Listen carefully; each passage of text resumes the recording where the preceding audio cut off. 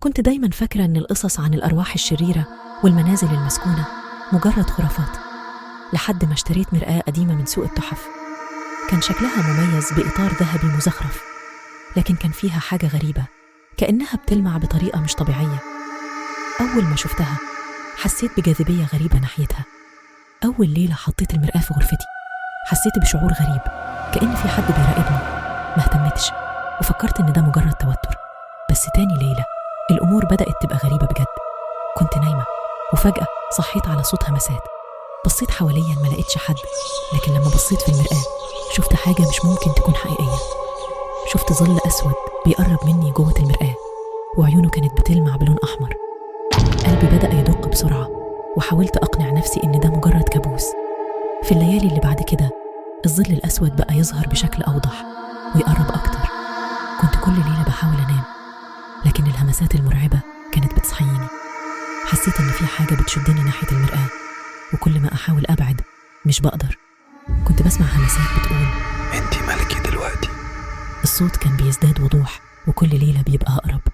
قررت أروح لشيخ كبير في السن في القرية، يمكن يكون عنده تفسير للي بيحصل. الشيخ سمعني كويس وقال لي المرآة دي ملعونة ولازم تتخلصي منها فورا، لكن ما كنتش متأكدة إذا كانت اللعنة هتروح بمجرد التخلص من المرآة. رجعت البيت وقررت أكسر المرآة. أول ما كسرتها سمعت صرخة مرعبة، وشفت نفس الظل الأسود بيطلع من المرآة وبيختفي في الهواء. حسيت بشوية راحة، لكن كنت عارفة إن الرعب ده مش هينتهي بسهولة. بقيت كل ليلة أشوف الظل الأسود في أحلامي، وكأنه بيدور على طريقة يرجع تاني. كنت بحاول أنسى، لكن الكوابيس ما كانتش بتسيبني في حالتي. مرة تانية قررت أبحث عن تاريخ المرآة دي. اكتشفت إن المرآة كانت ملك لامرأة عاشت في القرن ال18، وكانت متهمة بالسحر والشعوذة. الناس في القرية كانوا بيقولوا إنها حبست روحها في المرآة عشان تنتقم من اللي ظلموها. الحكايات كانت بتقول إن أي حد يمتلك المرآة دي بيتعرض للعنة، والروح دي بتفضل تلاحقه لحد ما تاخده معاها. حاولت أبيع البيت، لكن كل مرة يجي حد يشوفه كانوا بيحسوا بشعور غريب ويرفضوا الشراء. بقيت محبوسة في البيت ده مع الرعب اللي بيزيد كل يوم. كنت بشوف الظل الأسود في كل زاوية، وبقيت الهمسات مرعبة أكتر وأكتر. كانوا بيقولوا انتي مش هتهربي مني. في ليلة وأنا قاعدة في غرفة المعيشة شفت الظل الأسود واقف قدامي. حاولت أصرخ لكن الصوت ما خرجش.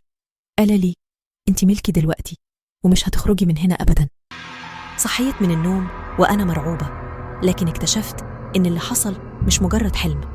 كان في آثار على جسمي، وكأن حد كان بيحاول يسحبني بقوة. كنت عارفة إن اللعنة دي مش هتخلص بسهولة، وإن الظل الأسود ده هيفضل يلاحقني طول عمري. قررت أروح لمكان بعيد، يمكن أقدر أهرب من اللعنة دي. انتقلت لمدينة تانية، لكن الكوابيس ما وقفتش. كل ليلة بشوف الظل الأسود في أحلامي، وكل يوم بحس إن في حاجة بتراقبني. بقيت أخاف أنام لأني عارفة إن الرعب ده مش هينتهي. مرة من المرات وأنا ماشية في السوق شفت مرآة قديمة في محل للتحف. كانت نفس المرآة اللي كانت عندي، بس بحالة أحسن. حسيت بالرعب يتسلل لقلبي، وعرفت إن اللعنة دي هتفضل تلاحقني مهما حاولت أهرب.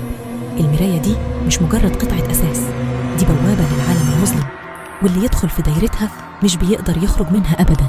دلوقتي عايشة في رعب مستمر، مش قادرة أنسى اللي حصل.